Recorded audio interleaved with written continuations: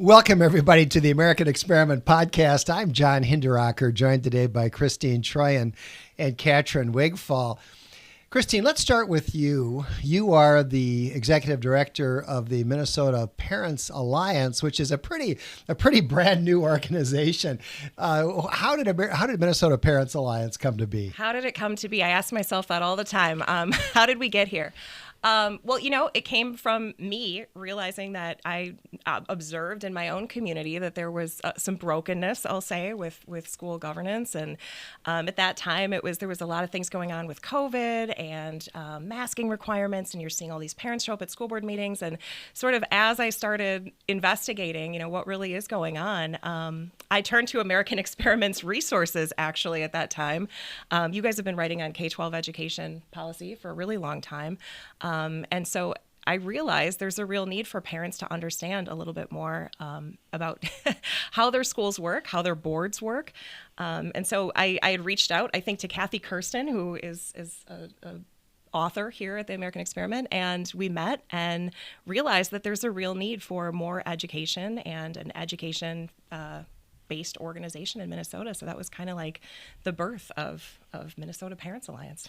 And from our perspective at American Experiment, it also kind of grew out of the 2021 anti-critical race theory tour, which Yes. Catrin Wigfall headed up, and we hit, 23 towns and cities across the state of Minnesota.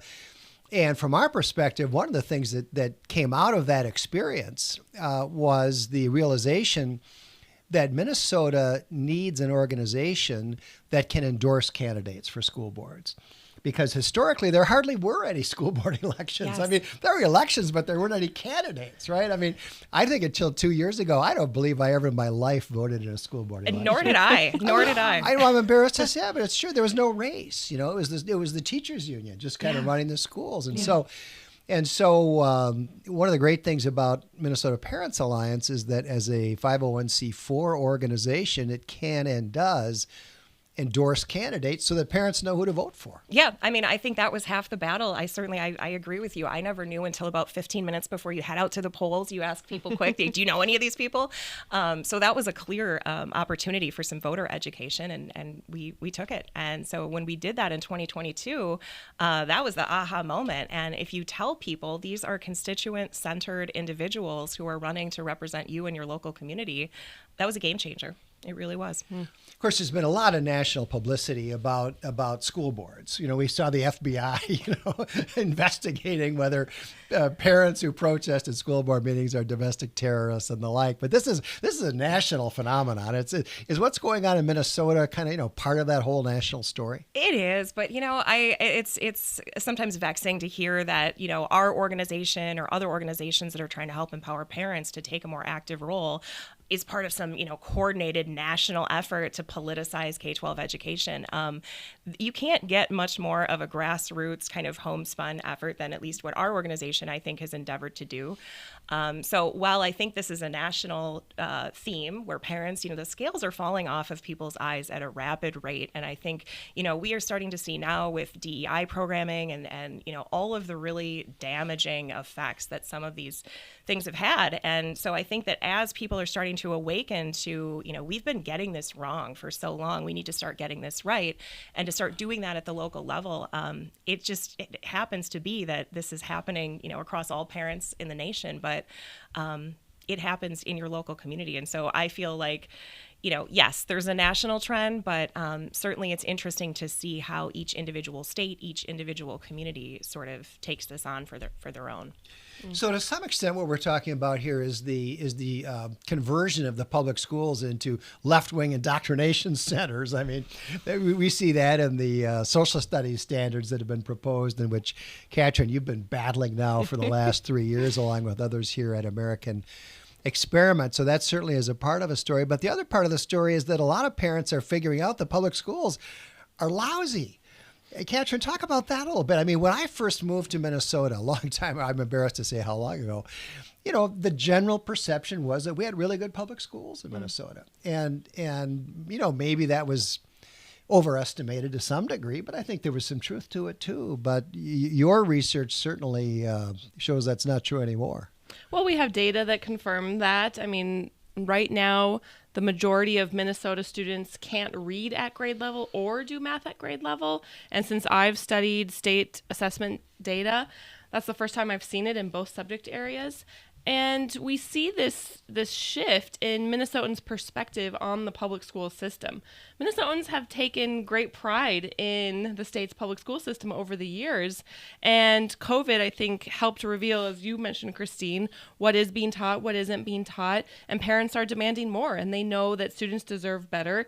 And so we really see this effort to bring more accountability and transparency to what's being taught in the classrooms. We see the importance of forging strong teacher-parent partnerships, because the reality is the majority of Minnesota students for the foreseeable future will be educated through our state's public school system. So we can't give up on that system, and we need to make sure that it's helping all students achieve, and we know that right now it is not. Amen. And so if you've got a lousy school system, worst case scenario is you have a bad school system and people don't know it. At least it's better if people start to figure it out. And I think we ran a poll, I think it was about a year ago now, and we've done this a couple of times, asking Minnesotans to just a very simple question: give Minnesota's public schools a grade, A, B, C, D, or F. And, historically, it would have been all A's and B's. Everybody thought, oh, yeah, we have good public schools. Well, when we last did this poll, I think it was about a year ago, 46% of Minnesotans gave our schools a C, a D, or an F. And that's really an earthquake, I think, Cristine, compared to what people used to perceive. And I think the challenge here is to translate that knowledge into action. What are we doing about this? I think that, the awakening process of people understanding, wow, we're in the D and F zone. We need to course correct quickly. I think we have a lot of catch up to do. And so we've sort of had this challenge of untangling this really, complicated ball of issues to try to pull at what really is underlying this incredible decline that we're seeing. And so I'm happy to report now that we do have so many focused school board members who are looking at how are we spending our money? I mean, I think right now you're looking at districts that are in the red and they are trying to negotiate teacher contracts, and all the while they have an incredible achievement decline that they're grappling with. So they're looking at, are we spending our time and money on the right things? And so just even to start asking those questions and to start doing the investigation on, where can we start pulling resources to get these kids up to speed and quickly. And it's not something that just sprang up. I mean, we have seen over the years this downward trend of mediocre performance, declining academic achievement, and obviously school closures exacerbated that. But I think Minnesota, for several years, hid in its averages, and obviously that's no longer the case. And so the urgency is there to do something about it, because I think of all of the students who have completed their K-12 journey without the basic literacy and numeracy skills that they need to be successful in the workforce and part of society. So the time is now, most definitely, and I'm so glad that MPA is around to urge parents to get more involved. And it can be overwhelming. I mean, everybody's like, wow, this is so overwhelmingly bad now. How do we get this back on the right track? And what role can I, as a busy parent, play? And, it's not everybody's job to run for school board, but it's certainly everybody's job to vote for somebody who's going to represent them. And, there are small things that can be done. And I know, Catrin, you've done a lot of good work to try to help people just understand that here in Minnesota, I think we're on solid ground here for parents to be able to say, you can still review curriculum. Mm-hmm. You ought to review curriculum. You can opt out of things that you don't like and suggest an alternative. And they have to do that for you. So I think to help parents really understand the small things they can do. Absolutely. Let's follow up on that, because Catrin, I didn't know anything about the subject that Cristine just raised until I participated in some of our anti-CRT events in 2021. And we would devote a significant chunk of those events to what can you do, because, hundreds, thousands of people turned out for them. And that was the refrain: this is terrible, what can I do? Mm-hmm. And of course, number one, you can run for the school board or find somebody else who's willing to run for the school board and get behind them, put up some signs, do some door knocking, et cetera. But you actually had a really interesting litany of things where under Minnesota law, parents really have been empowered. Talk about that a little bit. Absolutely. Minnesota has a great parental curriculum review state statute. Minnesota State Statutes 120B.20. I've memorized it because I get asked about it a lot. Look it up, read it. It's very clear. A school district has to have a procedure in place for a parent to review instructional materials provided to their children. And if the parent objects to those materials, they have to work with the school district to get alternative materials in front of that child. And then if those alternative materials still don't address the parental concerns, then there are other steps that can be taken, such as even a parent offering up alternatives of their own. Now, the school board doesn't have to buy a whole new curriculum, but it's a very important piece to this accountability and transparency that we know school districts and school boards need another layer of. So that is one key way for parents to be involved, especially when not everything comes home in the backpack, but just form that parent-teacher partnership. Ask teachers about different subject areas and key concepts and terms that might come up, and really start the year off strong. I know MPA has a great back to school letter that you can customize to a student's teacher and say, hey, you know, these are some things I'm thinking of as the school year starts. I'd love to partner with you as these subject issues and topics come up. Please keep me informed. So I think that's really important outside of getting involved at the school board level. So the ability to actually see the curriculum and, if appropriate, object to it is one thing parents could do. Are there other powers or rights that parents have? Absolutely. So parents and community members can ask their school board about the district advisory committee. This is also written into Minnesota state statutes where it says whenever possible, a school board advisory committee has to be made up of 2/3 of parents and community members. Oftentimes that opportunity to serve isn't advertised. I had one lady say after attending our anti-CRT event, oh, I went and asked my school board about this position, and they said, sure, we meet next week. And so it's just a great way to serve on a committee who is in charge of reviewing and approving instructional materials and curricula and weighing in on how does this fit into the school's academic rigor and that sort of thing. So the district advisory committee is another great way for parents and community members to get involved. So, Cristine, I want to go back to Minnesota Parents Alliance and talk some more about it. We touched on the fact that MPA endorses school board candidates, and it's a great service because most people have no idea who's running for their local school board, and a lot of voters want to know who's on my side as a parent, as opposed to being a stooge of the teachers union. Yes, or a taxpayer for that matter. Or a taxpayer, yeah, no, absolutely. We spend so much money in the public schools and we get such lousy results. So endorsing candidates, obviously, one important thing that MPA does. What else does the Minnesota Parents Alliance do? We train them, and I think that really was the secret sauce, is that, you know, who knows how to run a campaign? It's not a busy parent who's never had any political experience before. And, you know, when I sort of started this in 2021, it was really a function, too, of observing. We had these great parents run in our local district. They had no idea what they were doing, and they were really ineffective campaigners. And I thought, well, surely somebody must know how to do this better and well. And if we can help equip these parents with the skills that they need to really be effective on the campaign trail, that's really impactful. So we hosted trainings in 2022 in tandem with producing the voter guide, and we did it again this past year, and I can't tell you how many current seated school board members will tell you I wouldn't be here without MPA's training, because I would have never known how to get my message out. So that was, I think, important, and we're going to be doing it again earlier this year. That is another problem that we've identified, is that most people don't wait. They wait till August, which is the official filing period for school board races. The election is in November, people. That's not enough time. So you don't need to wait till August to start your campaign. You ought not wait till August. So we're going to be doing our first round of campaign schools in March this year, to try to encourage people to start really thinking about this and make a commitment early. Fantastic. You mentioned getting the message out if you're a pro-parent, pro-taxpayer candidate for a school. What is the message? What issues, or how do candidates endorsed by the Parents Alliance typically approach those issues? Yeah. Well, I feel really strongly that right now there are a lot of really distracting sort of culture war issues in the K-12 space, and I don't think that's productive to driving what we think just needs to be an increase in achievement, student achievement and student outcomes. So these these are achievement-focused candidates, and we really encourage them to stay centered there. I think when you anchor your message in achievement, it's really tough to say that you don't think that that is the purpose of our K-12 education system. So these are achievement-focused candidates that are trying to run on that platform, and they're trying to run on adult accountability. I think that really the rub right now with school board functionality or dysfunctionality is that it doesn't seem like the adults in the room are being accountable for the results that they need to be accountable for. So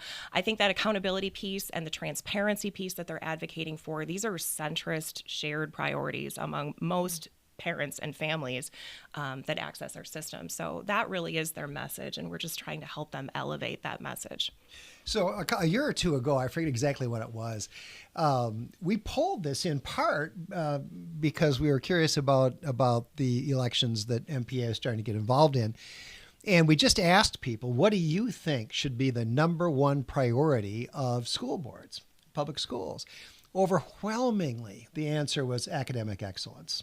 Everything else was just an also-ran, diversity and all this kind of stuff. People don't Not care surprising. about that. Overwhelmingly, the answer is academic excellence. We want the schools to be good. Yeah, and we keep circling back to, again, like Minnesota state law, say what you will, but we have some good law in the books here. And I think that, the mission statement of our public schools should be the guiding force behind what our school boards, when you are using taxpayer dollars, ostensibly that's to drive the mission of public schools. And literally the first line is, for academic achievement. That is the purpose of our public schools. So to keep candidates that are running and keep everybody who's in the K-12 space centered on that mission statement, I think is a really unifying endeavor. So MPA has been in business now for just two elections, 22 and 23. And how has it gone? Have MPA candidates won some victories? We have. I think the first year that we did our voter guide and our training, we were very successful. And of the candidates that we endorsed in our voter guide, about half of them were elected, which coming out of the gate is an astonishing success rate. And I think that, the other players in the space, and really it's the union, had previously sort of controlled school board elections. I think we kind of caught them by surprise. This year they were ready for us, and they put really untold dollars right now, truly untold, because we're now learning that they maybe aren't reporting all of their campaign spending, which is a whole other subject. But, they were ready for us and they fought hard. And they were upset that there are now contested school board races, as you mentioned before. Yeah, they think it's dirty pool. There have been Right. elections for many, many years, but they think it's dirty pool to actually run in the election. Yeah, we're making them defend their position. If they, are seeking to control our public schools, they're going to have to defend that. So anyway, we invested in about 2 or 3 races where we just knew that we had a really solid opportunity. We had great candidates. We had great parent support. And of the 3 that we really put significant resources in, we won seats in 2 of them, like majority. So when you say seats. 3, you're talking about school districts. Correct. 3 Multiple school districts. seats, but Yeah. So there were 3 districts. school districts with multiple seats. And so the result now is that one of those districts has flipped their school board to a constituent-centered majority, which is fantastic.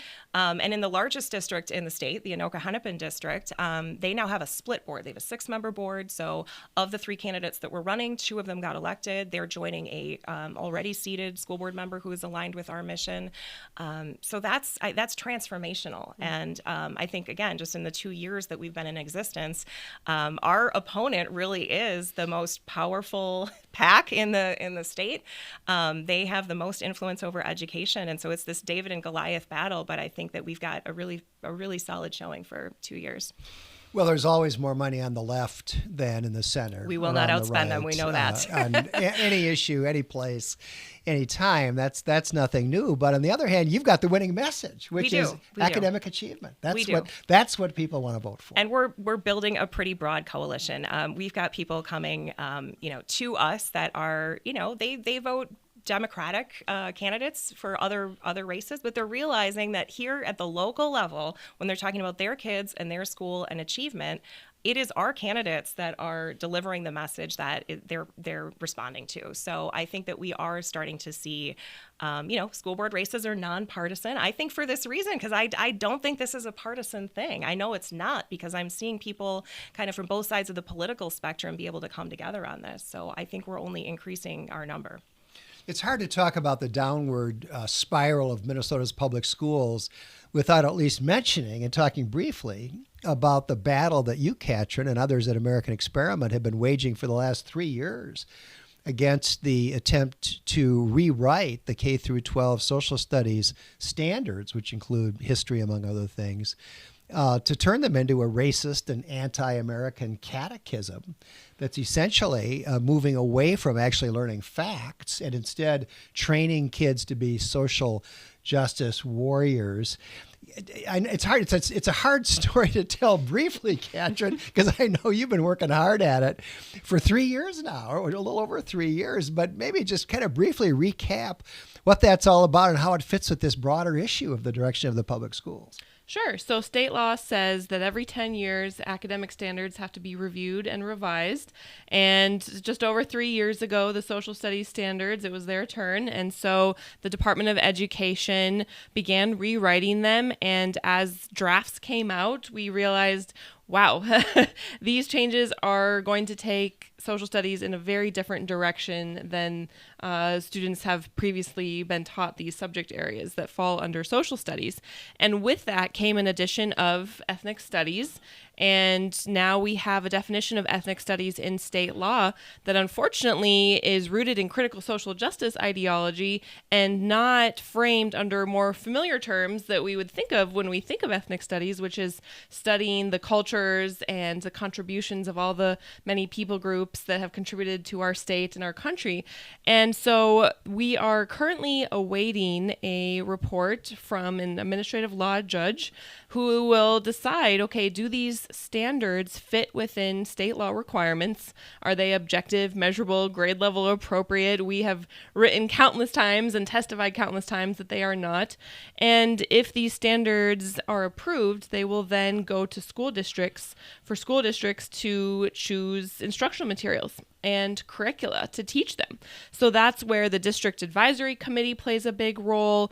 That's where the teacher-parent partnership plays a big role, because school districts are going to have to seek out textbooks that add in this critical social justice ideology. And not only is ethnic studies embedded with these ideas in the social studies standards, but now ethnic studies will also have to be embedded across all academic disciplines. So this includes PE, science, geometry, art, math. Teachers supposedly have got to figure out how to work, these racist theories into a geometry lesson. I'm not quite sure how they're going to do that, but that was the genesis of the anti-critical race theory tour in 2021 that we called Raise Our Standards. And it was really keyed off opposition to these proposed new social studies standards, which were just full of critical race theory concepts. And that campaign had a lot of impact. They actually changed some of the things in subsequent drafts. Mm-hmm. They took out references to white privilege, for example.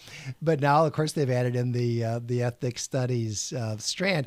I believe, you correct me if this is wrong, Catrin, but I believe that at American Experiment, we got more than 41,000 public comments filed in opposition to these proposed standards at various stages of the proceeding. Am I saying that right? Yes, we were very successful at mobilizing Minnesotans who didn't keep track of, 10 years has passed and now social studies standards are up for review.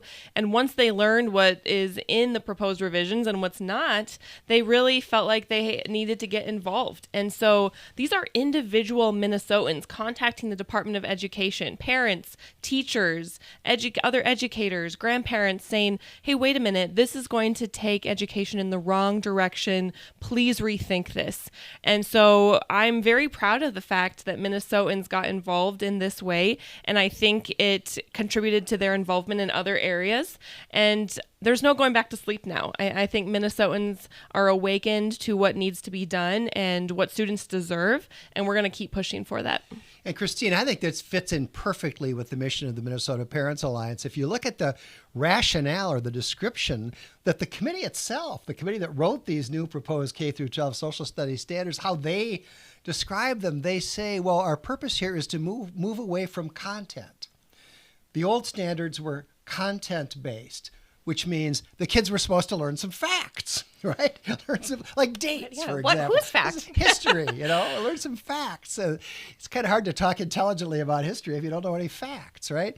But they explicitly say that their purpose is to move away from content and move toward, well, I would paraphrase it as, training and left-wing activism. Yeah.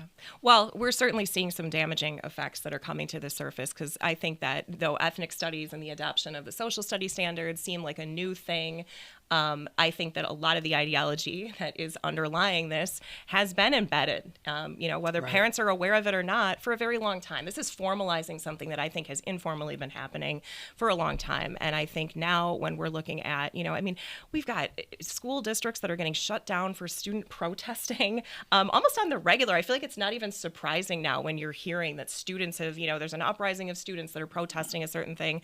That is a very predictable outcome of all of these, ideological endeavors that I think have been going on for a long time. Well, it's encouraged. I mean, it's unbelievable. One of the things they talk about in these standards is resistance. Yes. Resistance training kids. Agents of social change. Starting in kindergarten to resist so as to be an agent of social change. And of course, by social change, they mean extreme leftism. Yep. And when you're protesting, you're not learning. So again, I feel like we're trying to tether that, if there's all of this chaos and division that's happening amongst the student body, they're not doing math that day and they're not learning to read that day. And so to try to make a connection between, we have these dramatic declines that are happening and we have an incredible increase in student activism, I don't think that those are exclusive.